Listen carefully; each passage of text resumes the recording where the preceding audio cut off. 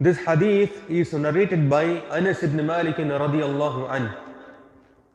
He says that Rasulullah sallallahu alayhi wasallam, whenever he goes to al-khala, that is to relieve himself, wada'a khatamahu, he removes his finger, he removes his ring from the finger ring.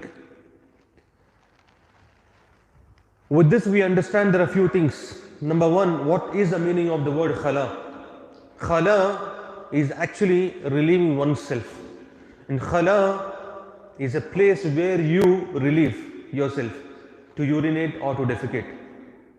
Nowadays we have washrooms. You go to any place, we have washrooms everywhere. But if you talk about 100 years before or 60 years even before, people used to relieve themselves in the open place, or there are certain places where there's a designated places where people relieve themselves. So that particular place is called as khala. So Rasulullah sallallahu alaihi wasallam, whenever he goes to relieve himself, he used to remove his finger ring.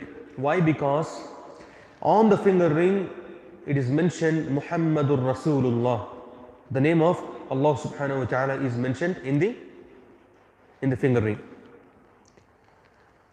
So with this we understand that anything that we carry, that which has got the name of Allah subhanahu wa ta'ala, whether it is the book, whether it is mushaf, whether it is ring, whether it is chain, whether it is locket, whatever it is, if that contains the name of Allah subhanahu wa ta'ala, if that contains the name, the Quranic verses in that, it is not allowed for you to enter with that into the masjid.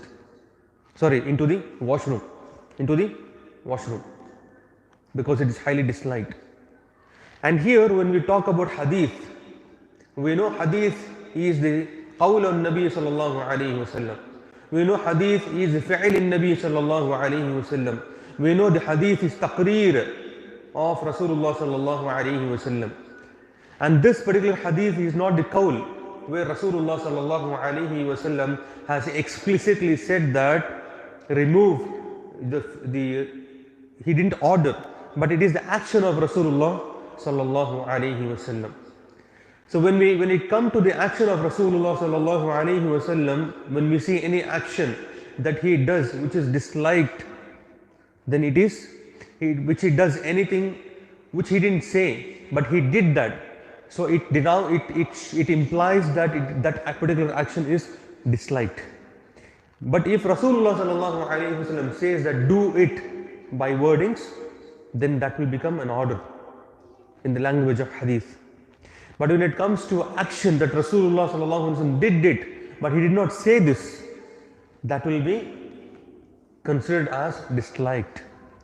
So carrying something which the name of Allah subhanahu wa ta'ala to the washroom is something disliked. We will not say it is haram, but it's something disliked. Is it clear about this matter? Tayyib.